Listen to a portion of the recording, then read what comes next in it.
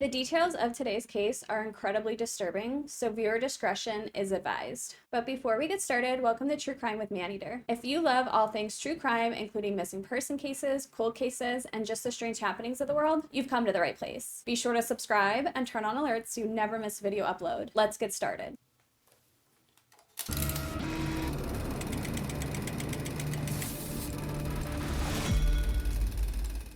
Ron Bone, Angie Housman's stepfather, would go on to recount the moment he met his new stepdaughter. He would say that, "First time I seen that little girl, she jumped up on my lap and said, 'Hey, Daddy.' I said, 'Whoa, should I be a dad or not?' Boom, I became a dad." Angela Marie Housman was born on February 18th, 1984, in St. Louis, Missouri. Her mother, Diana Housman, would eventually marry her stepfather, Ron, and Angie was just a toddler at this point. She eventually became a big sister to a little boy, and she was just an infectious, happy, loving little girl. In 1993, Angela, or as those who loved her called her, Angie, was a fourth grade student at her home in Missouri. On November 18th, 1993, Angie would get off the school bus and walk home by herself as she did every day. And this is kind of a small, tight-knit suburban community, so two parents in the community each day would watch the children as they walked home just to make sure nothing was happening. But apparently on that day, those two parents were busy and weren't watching the children. So on that day, the school bus pulled over and made the stop, and a bunch of kids got off. Angie would walk from her bus stop 8 houses down to her own home. But on that day, Angie only made it past 4 houses and then seemingly vanished. At home, her mother, Diana, and her stepfather, Ron, were watching the clock, and when they realized that 30 minutes had passed and Angie wasn't home, they began to get worried. Although Angie was very outgoing, she'd often stop and chat with the kids walking next to her, she typically always made it home on time. So her parents obviously got up, they went outside, they began quickly searching for Angie. They'd ask the kids, "Hey, have you seen Angie? Where was she?" And they really couldn't recall. She seemingly just vanished. Of course, the police were eventually called and a missing person case was filed, and this would spark a huge investigation. Of course, they instantly looked at the parents, they questioned Diana, they questioned Ron, and when they began to kind of hone in on Ron, he even told them,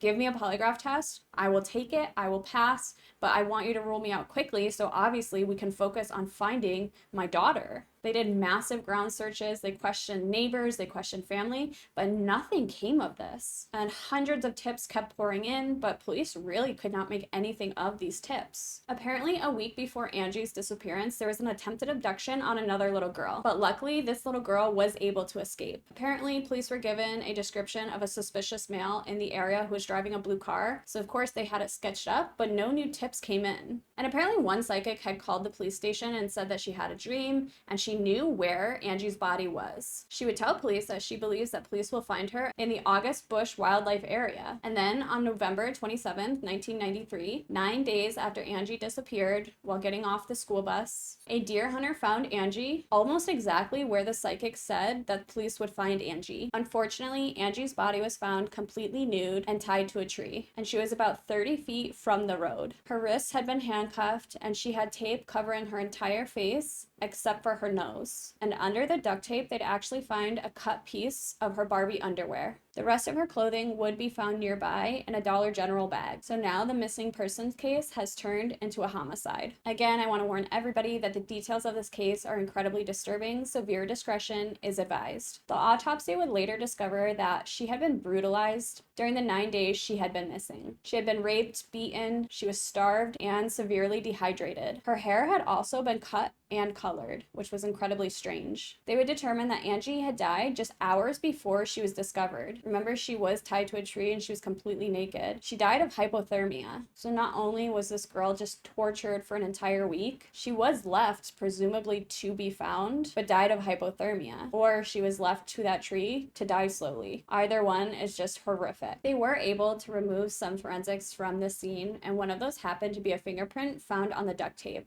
Investigators would obviously question everybody in Angie's life, including her teachers, and apparently one of her teachers gave the police an alarming statement. Apparently Angie had told her teacher that Angie's uncle was taking her on a visit to the countryside, but apparently there was no uncle, and nobody knew who Angie was talking about. So in my mind, that would definitely send some red flags. I believe that somebody had been talking to Angie. Maybe this predator saw that she walked home 8 houses every single day by herself, and maybe walked alongside her or near her and stopped and talked to her one day. And maybe this continued until the predator could obviously abduct the girl without alarming too many people.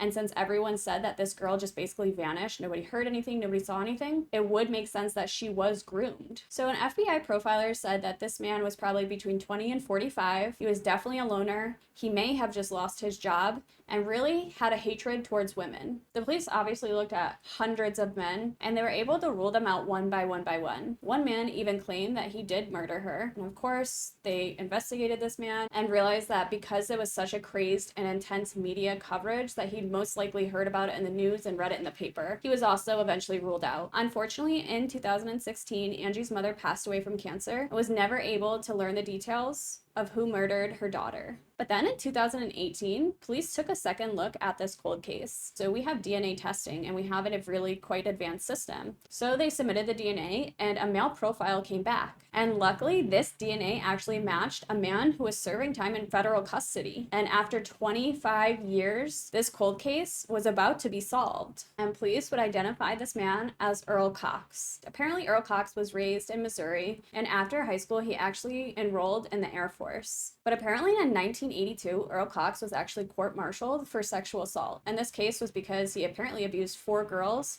under the age of 11 while he was stationed in Germany. He was dishonorably discharged and sentenced to 8 years in prison. And then in 1989, he was arrested again, but this time it was for taking 2 7-year-old girls to the movie and then the park and sexually abusing them. Coincidentally, this was right behind Angie's school. Eventually, in 1991, those charges were dropped due to lack of evidence. But this arrest was actually enough to revoke his parole, so he was sent back to prison. He was released in 1992 and returned to St. Louis. And then, in a twisted and tragic turn of fate, on November 18th, 1993, Earl was driving to his sister's house, but his car had been acting funny. His sister's house actually happened to be right next to Angie's house. So he would pull over, he'd pop up his hood and begin looking in his car to see what was happening. And as he's doing that, he saw the school bus. Obviously, it dropped the kids off, and he saw Angie walking. And as Angie's walking past this man, he asked her if she's hungry. Angie, of course, said she was cold and hungry, and she got in Earl's truck. So he took her to Burger King and bought her food. He would drive around a while before taking the little girl back to his rental home. Obviously, we know what happens next. He beat her, he tortured her, he raped her, he starved her,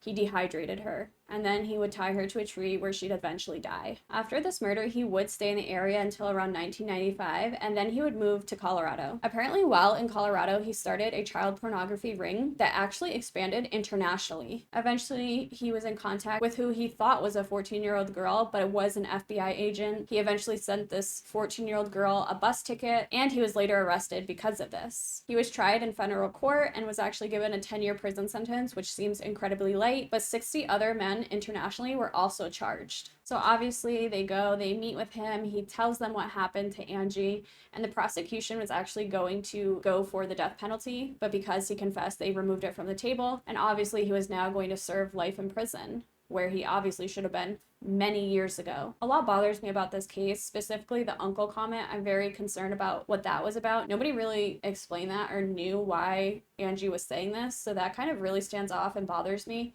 But also the fact that this was just a really twisted sense of fate. I mean, she walked home every day, 8 houses to her home. And this one day, this man is out there, he sees the bus, he watches her walk, and that's it. It really upsets me. It just bothers me to my core. It just seems so unfair, and I'm getting really emotional about it. Earl Cox was actually tried for some other cases, including sodomy on a little girl, and of course, he got additional charges because of this. So he will never ever be released from prison. But that's it for today, guys. If you like this video or any other video on my channel, be sure to subscribe and turn on alerts so you never miss a video upload. If there's a specific case you'd like me to cover, pop it in the comments below, and I promise I'll do my best to get to as many of them as possible. See you next time.